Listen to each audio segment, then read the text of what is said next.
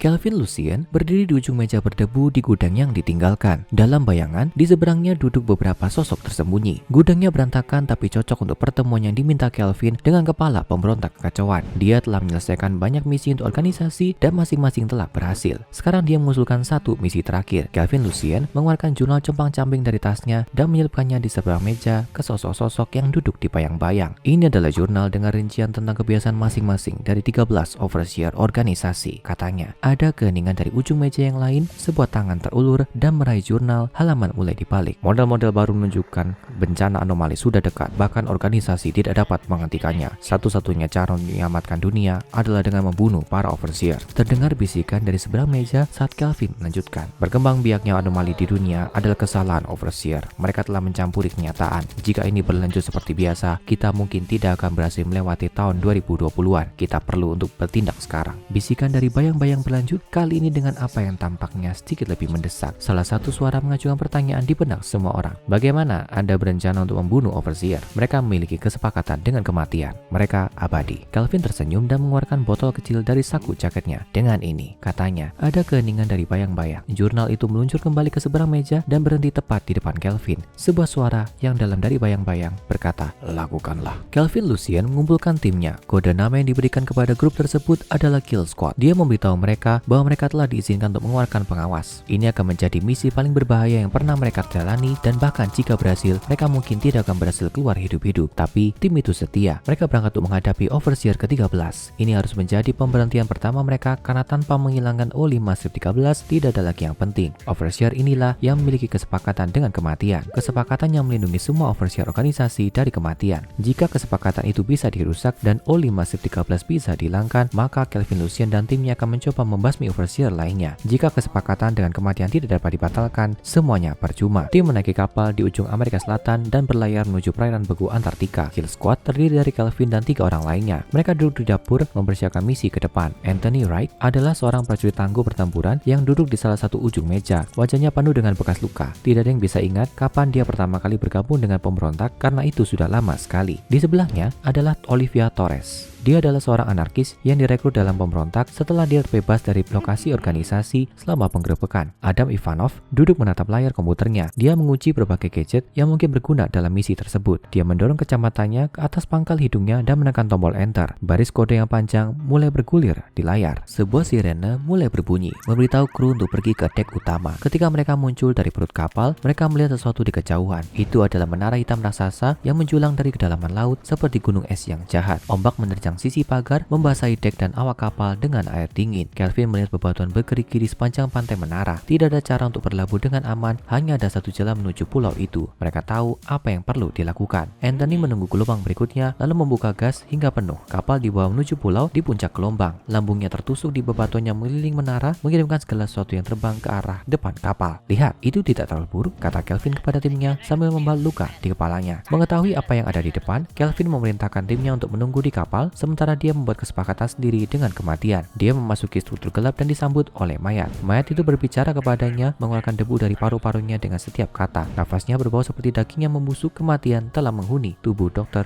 Felix Carter, overseer ke-13. Kelvin siap berkaca catatan dalam jurnal yang dimilikinya. Tanpa ragu-ragu, dia mengeluarkan sebotol kecil cairan dari sakunya dan menerjang mayat itu. Dia meraih lehernya, memiringkan kepala ke belakang, dan menuangkan cairan ke sisa tenggorokan Felix Carter. Mayat itu dihidupkan kembali menjadi Dr. Carter yang hidup. Kematian telah dikeluarkan dari tubuhnya dengan cairan dari air mancur awet muda yang diperoleh Kelvin pada penggerebekan sebelumnya di lokasi organisasi. Melihat bahwa Dr. Carter sekarang hidup, Kelvin mengeluarkan pistolnya dan menembak dokter 2 kali, membunuhnya. Kelvin mengambil tubuh itu dan melemparkannya ke dalam jurang maut di dasar menara. Tubuh Dr. Felix Carter menghilang dari pandangan. Kesepakatan overseer dengan kematian sekarang rusak. Mereka rentan dan akhirnya bisa dibunuh. Kelvin tersenyum dan mulai berbalik dari lubang ketika dia berhadapan dengan kematian. Dia berdiri dengan kepala dimiringkan ke samping menatap Kelvin. Jadi kaulah yang telah merusak kesepakatan overseer denganku, Kelvin Lucien. Kelvin mundur selangkah. Mengapa dia tidak menghentikannya membunuh Felix Carter? Suatu nanah di jantung dewan, kata kematian. Sesuatu yang tidak akan mati. Saya pikir mungkin jika saya duduk di meja mereka, saya bisa menemukannya, membuatnya mati. Tapi saya tidak bisa. Ada hal-hal di dunia ini yang bahkan di luar jangkauanku, Kelvin Lucien. Dengan perpisahan itu, kematian lenyap. Kill Squad mengontak pemberontak untuk evakuasi dan melanjutkan perjalanan ke Jepang, di mana O5-12 juga dikenal sebagai akuntan, telah bekerja di luar Tokyo. Dia sangat mahir dalam matematika dan probabilitas sehingga dia benar-benar dapat memprediksi masa depan. Segala sesuatu tentang kehidupan angkutan hingga jumlah nafas dan langkah yang diambilnya setiap hari telah ditentukan sebelumnya berdasarkan model statistiknya sendiri. Hal ini menimbulkan masalah bagi Kelvin dan timnya. Jika angkutan dapat melihat mereka datang, maka bagaimana mungkin mereka bisa membunuhnya? Malam itu, angkutan keluar dari mobilnya. Dia melihat ke kiri dan melihat Adam. Dia sudah memperkirakan pria ini memiliki niat buruk. Angkutan berjalan langsung ke arah Adam dan sebelum dia bisa bereaksi, dia melempar anggota Kill Squad ke tanah. Kemudian dia berbalik sedikit dan menyesuaikan arlojinya dengan mengarahkan tatapan tajam ke jendela di mana Anthony punya angkutan dalam jangkauan senapas snipernya. Anthony menembak tapi meleset karena dibutakan oleh silau. Angkutan terkejut bahwa dia hampir tidak punya waktu untuk menghindari tembakan. Biasanya dia akan beberapa langkah di depan siapapun yang mencoba membunuhnya. Dia menoleh dan melihat Olivia membantu Adam berdiri dan mereka berlari ke gang terdekat. Angkutan mengejar mereka dan memojokkan anggota Kill Squad di gang. Dia menarik pistol untuk menembak Adam, tapi Olivia menangani Adam di belakang tempat sampah saat peluru menghantam dinding tepat di belakang tempat Adam berdiri. Angkutan tidak percaya bahwa dia meleset dan bahwa dia hampir ditipu untuk ditangkap oleh tim pemberontak. Dia merasakan ketidakpastian dalam tindakan penyerangnya dan melarikan diri serta tidak dapat memprediksi dengan tepat apa yang mereka rencanakan. Angkutan menaiki tangga ke stasiun kereta bawah tanah dan menaiki gerbong terakhir kereta. Itu kosong kecuali ada satu orang, Kelvin Lucien. Angkutan tercengang. "Bagaimana kamu di sini?" dia berteriak. "Aku seharusnya melihat ini datang." Kelvin berdiri. Dia menggunakan ibu jarinya untuk melempar koin ke udara. Dalam berjalan ke bawah, dia meraihnya dan memukulnya di punggung tangan lawannya. Kelvin tersenyum. Tim telah membuat keputusan mereka berdasarkan lemparan koin yang memperkenalkan keacakan ke dalam tindakan mereka yang bahkan ahli matematika super canggih ini tidak dapat menjelaskannya. "Katakanlah padaku, di mana O5-11?" tuntut Kelvin. Angkutan berhenti lalu menggelengkan kepalanya. Jika dia akan mati dengan cara apapun, lalu mengapa berikan informasi apapun kepada Kill Squad? Kelvin melempar koin ke udara, menangkapnya dan melihatnya. Koin menghadap ke atas. Kelvin mengangkat pistolnya dan menembak angkutan di kepala. Beberapa malam kemudian, Olivia berdiri di balkon di sebuah pameran seni yang menghadap ke kota Seattle. Anthony berjalan di belakangnya dan mengatakan kepadanya bahwa organisasi dikalahkan, tapi Olivia tidak mengerti caranya. "Kami urus kesepakatan overseer dengan kematian dan membunuh angkutan. Tidak ada lagi yang bisa dilakukan. Kita bisa kembali ke kehidupan normal kita," katanya padanya. Olivia skeptis. Bagaimana dengan pengas ke-11 dan kemampuannya untuk? Mata Olivia tiba-tiba terbuka lebar. Dia mengeluarkan pisau dan menusuknya ke jantung Anthony. Dunia di sekitarnya mulai terdistorsi dan berantakan. Itu adalah kenyataan palsu yang diciptakan oleh O5-11, lebih dikenal sebagai pembohong. Olivia bangun di sebelah Adam di kamar hotel. Dia duduk di tempat tidur dan menggosok matanya. Sungguh mimpi yang aneh, pikirnya. Kemudian dia menyadari itu bukan mimpi. Dia membangunkan Adam. Tak satu pun dari mereka memiliki ide bagaimana mereka berakhir di sini. Tetapi mereka tahu ide diperbuat oleh pembohong. Mereka telah merencanakan ini dengan Kelvin telah membuat rencana darurat. Mereka mengeluarkan lock laptop untuk melihat informasi rahasia yang ditinggalkan Kelvin untuk mereka. Olivia mulai mengetik tapi berhenti di tengah kata sandinya dan mendongak dari layar. Olivia mengeluarkan pistol yang ada di bawah bantalnya dan menembak Adam. Realitas palsu yang diciptakan oleh pembohong pecah di sekelilingnya. Olivia keluar dari kebohongan sebelumnya dan duduk di seberang meja dari Kelvin. Dia segera menarik pistolnya dan mengarahkannya ke kepala Kelvin. Apakah itu benar-benar dia atau hanya salah satu dari permainan pembohong? Kelvin mencoba membujuk Olivia saat dia melihat sekeliling ruangan untuk mencari ketidakkonsistenan yang mungkin memberitahu dia bahwa ini adalah kebohongan lain. Tapi tidak menemukannya, Olivia mulai rileks. Dia memberitahu Kelvin bahwa pembohong sedang mencoba untuk mendapatkan sesuatu darinya. Mungkin jurnal bisa memberitahu mereka apa yang dia cari selama dia memilikinya. Olivia mengangguk dan menggunakan pergelangan tangannya di mana chip Suderma dengan salinan jurnal di atasnya telah ditempatkan. Kelvin melihat pergelangan tangannya. Dunia sekitar mereka mulai menghilang saat Kelvin berubah menjadi pembohong. Olivia terbangun di rumah sakit tempat dia terhubung ke infus. Duduk di seberangnya adalah mantan agen pemberontak bernama Sam Beale. Dia menjelaskan kepadanya bahwa dia adalah pembohong. Dia dipaksa menjadi monster oleh organisasi. Mereka telah memanipulasinya. Tapi sekarang dia lelah berlari dan tidak bisa melakukannya lagi. Dia bebas untuk pergi. Olivia dengan ragu melepaskan diri dari infus. Dia berjalan keluar dari rumah sakit dan berjalan menyusuri lorong yang diterangi lampu neon. Saat dia berjalan pergi, dia mendengar suara tembakan dari kamar rumah sakit. Saat Olivia berada di rumah sakit, Kelvin dan Adam berjalan melewati hutan lebat. Mereka mencari O5-10. Jurnal menunjukkan bahwa identitas overseer ke-10 dalam organisasi adalah pengarsip. Kelvin dan Adam tiba di sebuah tempat terbuka kecil. Di tengah lapangan, ada dua anakan pohon yang berdiri berdampingan. Kekosongan di antara anakan berkilauan. Kelvin berjalan melalui portal dan ruang mulai kacau dan berputar di sekelilingnya. Visinya akhirnya kembali fokus dan Kelvin menemukan dirinya di dunia lain. Adam memasuki dunia di belakang Kelvin, praktis menjatuhkannya saat dia masuk melalui portal. Ini adalah perpustakaan pengembara, tapi itu tidak terlihat seperti yang mereka harapkan. Alih-alih deretan buku, perpustakaan diisi dengan mainframe komputer, bersenandung dengan pengetahuan yang dikumpulkan tentang bagaimana mengatasi anomali. Cadangan penting. Saat keduanya menatap mesin aneh itu, dengan seksama, sosok berjubah perak tiba-tiba melangkah keluar dari kegelapan. Itu tinggi dan tipis, dan meskipun tudungnya ditarik ke bawah sehingga mereka tidak bisa melihat wajahnya, mereka dapat melihat bahwa tangannya ditutupi sisik yang memiliki sedikit warna zamrud. Ini adalah salah satu pustakawan. Kelvin dan Adam mengikuti pustakawan menuruni tangga panjang, melewati pintu tak terhitung yang dipenuhi dengan buku, gulungan, karya seni, seluruh pengetahuan alam semesta. Akhirnya mereka mencapai bagian bawah tangga di mana berdiri satu set pintu kuningan raksasa. Di luar pintu, pustakawan menjelaskan ini adalah sumber dari semua pengetahuan. Sebelum Kelvin dan Adam melewati pintu, Kelvin menoleh ke pustakawan. Sebelum kita masuk, saya ingin melakukan penarikan, katanya. Pustakawan mengangguk dan mengeluarkan tabung perak dari jubahnya. Itu menyerahkan tabung itu kepada Adam dan dia melihatnya di tangannya. Dia menongak untuk bertanya apa ini, tapi pustakawan telah menghilang. Pintu kemudian terbuka dan keduanya melangkah masuk. Kelvin dan Adam merasa seolah-olah mereka berjalan melalui portal yang sama yang membawa mereka ke perpustakaan dan menemukan bahwa mereka telah berjalan ke lembah subur hijau dengan dua pohon. Duduk di bawah salah satu dari mereka adalah seorang wanita dengan gaun putih. Dia sedang membaca buku dan makan sepotong buah. Apakah Anda pengarsip? Kelvin bertanya. Wanita itu mengangguk ya, dan itu semua konfirmasi yang dibutuhkan Kelvin. Dia mengangkat pistolnya dan menembak, tapi pelurunya menembus pengarsip seolah-olah dia tidak ada di sana. Apa kamu membaca? Sang pengarsip bertanya kepada Kelvin. Tampaknya tidak terganggu oleh upayanya untuk menembaknya. Aku tidak punya banyak waktu akhir-akhir ini, jawab Kelvin. Pengarsip menjelaskan bahwa dia membaca setiap buku di perpustakaan. Pengetahuan yang dikumpulkan tentang alam semesta ada dalam buku-buku, bahkan satu tentang bagaimana membiarkan peluru melewati tubuhmu. Dia datang ke sini untuk menemukan rahasia keabadian. Adalah tugasnya untuk mendokumentasikan semua yang terjadi di dunia dan dia tidak bisa melakukannya jika dia sudah mati. Dia menjelaskan bahwa dia mengetahui bahwa buah yang dilarang oleh ular untuk dimakan semua orang bukanlah buah yang sebenarnya, tapi pengetahuan yang terkandung di perpustakaan. Dengan membaca setiap buku, dia telah mengkonsumsi buahnya. Dia tidak lagi membutuhkan ular karena dia adalah ular. Pengarsip jatuh ke tanah dan mulai menggeliat meliukan tubuhnya saat mulai berubah. Dia mulai memanjang saat anggota tubuhnya tampaknya menghilang. Hal berikutnya yang diketahui Kelvin dan Adam, mereka berhadapan dengan seekor ular raksasa. Kelvin menghindar saat ular itu menerjangnya saat Adam berdiri di ambang pintu menembaki ular itu dengan pistolnya. Tapi seperti halnya dalam bentuk manusia, pengarsip, peluru itu tidak berpengaruh. Ular melilit Kelvin dan mulai mencekik dan Adam hanya bisa melihat tak berdaya. Kelvin berteriak dengan napas terakhirnya. Tabung Adam, buka tabungnya. Adam mengambil tabung yang diberikan kepadanya oleh pustakawan dan membuka tutupnya. Tombak panjang dan berat meluncur keluar yang terlihat terlalu besar untuk muat di dalamnya. Dia menjatuhkan tabung ke tanah dan menyaksikan dengan takjub saat tabung itu mulai berubah